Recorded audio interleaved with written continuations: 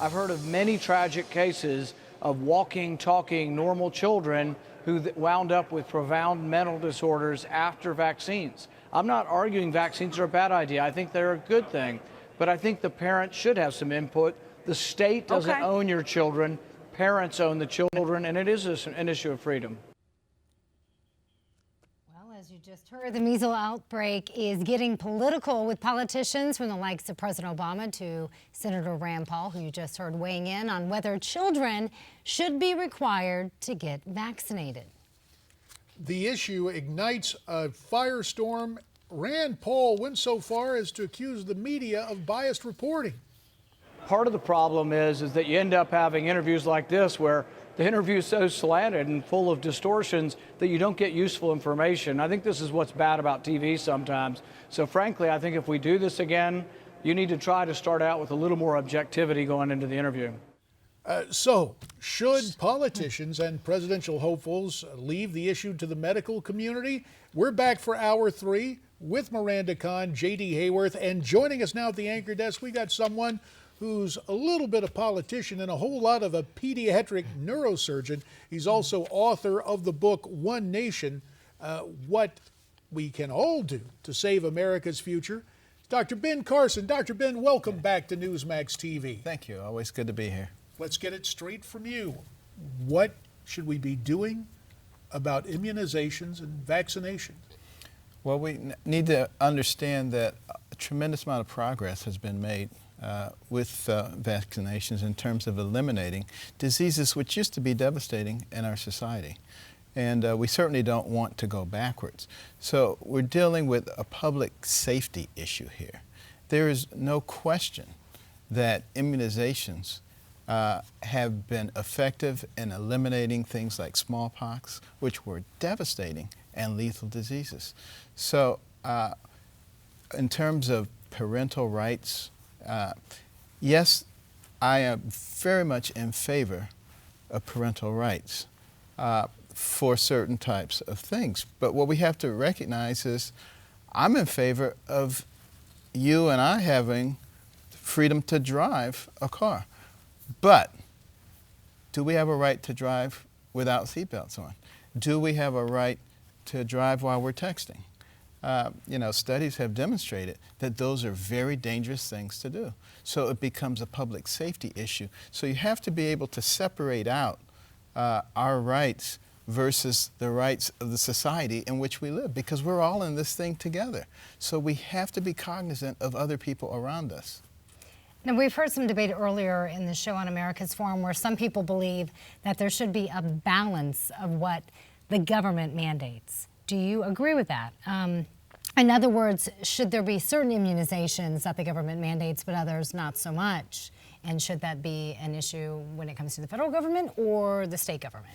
Well, I think it can be looked at and examined. We certainly have to have a mechanism whereby we can examine the complaints or objections that people have. We shouldn't just summarily dismiss them out of hand because they may have some legitimate things and reasons. But we always must bear in mind the safety of the population. That is key. And that's one of the responsibilities that government has. I'm a small government person, believe me, and I hate government intrusion into everything. But we have to be able to separate out those things that are important and those things that are just intruding upon our basic privacy. But some would say that vaccinations are being pushed because pharmaceutical companies make a lot of money by pushing the government to force others to do that. What would be your response to that? I would say vaccinations are pushed because they have been very successful in eliminating major public health hazards. Politically, one of your potential opponents for the Republican nomination, Dr. and Senator Rand Paul, has been getting some heat for his comments. And surprisingly, not so surprisingly, another former governor who's also a physician, Howard Dean, weighed in from the Democrat side. Listen. I actually believe this disqualifies Rand Paul from becoming president of the United States. If you're a physician and you say what he just said, then you are clearly willing to override any set of facts that you ought to know. It's one thing for Christie to blunder his way through this and try to pander.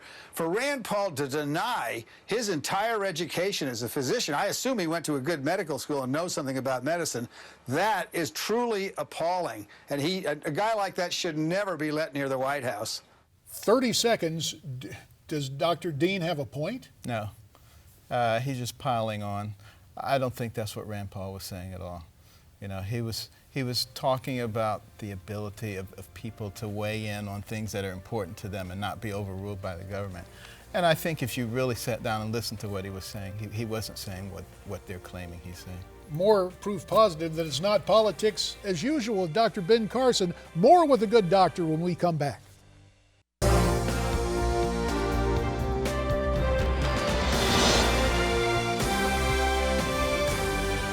And I think that for us to be successful in fighting this scourge, it's very important for us to align ourselves with the 99.9% of Muslims who are looking for the same thing we're looking for: order, peace, prosperity.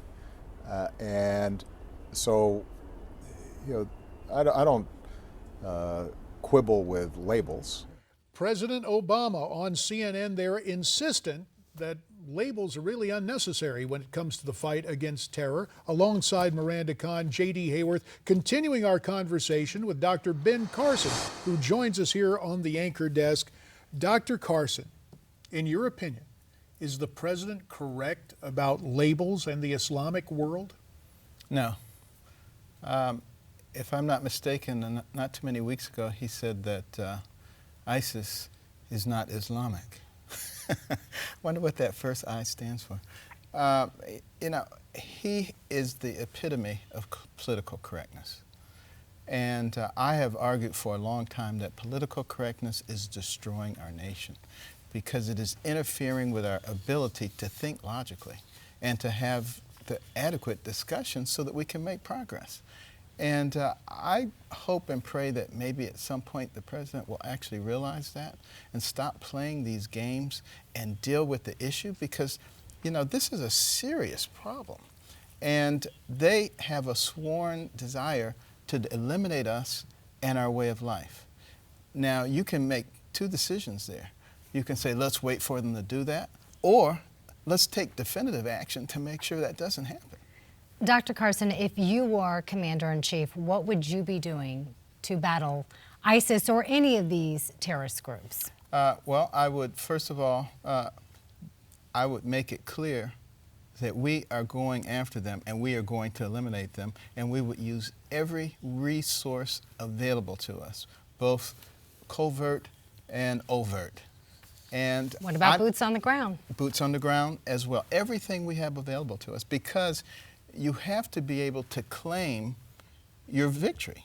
You know, you knock out a few things with rockets, but you're not there to claim the victory. It goes right back to them. Now, Doctor, as you know, everything is all-encompassing. Do you include in that nuclear arsenal, just conventional weapons? Do you draw the line anywhere? Everything is on the table. Obviously, we're not going to be anxious to use nuclear weapons if we don't have to use nuclear weapons. But you must recognize that our duty is to protect the people of the United States of America and to be loyal to our allies. They are our allies for a reason. We need to also understand that if we want to form a coalition, we must lead. They're not going to form and then say, okay, come on and lead us. It doesn't work that way. We have to, you know, open our eyes, look at the way things have always worked, use that data to help us formulate the right kind of plan, not wishful thinking. Wishful thinking doesn't work in war. What's your take on Iran? There's been talk that Al Jazeera has reported that they've seen satellite images showing a nuclear warhead on a launch pad in Iran, right outside of Tehran. And yet there's also been talk about this administration. Well, a friendly amendment, right. A new long-range ICBM. Right. Sorry, correction. We're still concerned about the nuclear capability. Well, of course, we should be concerned about it.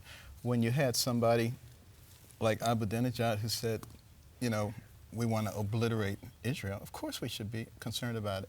And now, as they're developing weapons of longer range, we should be concerned about it. And we should make it very clear to them that if any nuclear weapons are launched from Iran, Iran will be non-existent. That should be very clear to them. Let me just, because of the gravity of what's being said here, I want to make sure that we all understand exactly what you're saying. If you were commander-in-chief, and they launch a nuclear missile, we will retaliate. Absolutely. no ifs, ands, or buts. No ifs, ands, and buts about it. Going from that momentous decision almost seems to shrink in insignificance here, but I have to ask you one thing about the Republican field. Mitt Romney is now out of the race. Was that a wise decision on his part? We have about a minute left. I'm sure he listened very carefully to his family and other people close to him before he made that decision. It doesn't affect me one way or the other.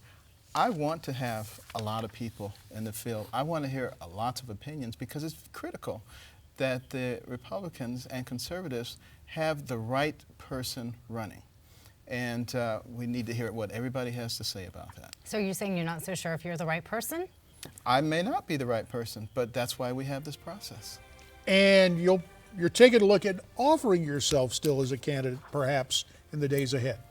We are laying the groundwork. Fair enough. And one way to do that, of course, is writing a book. And to get your copy of Dr. Carson's New York Times #1 best-selling book, One Nation, What We Can All Do to Save America's Future, you can go to newsmax.com/Ben to end up with a copy of that, part of a free offer. More to come here on America's Forum.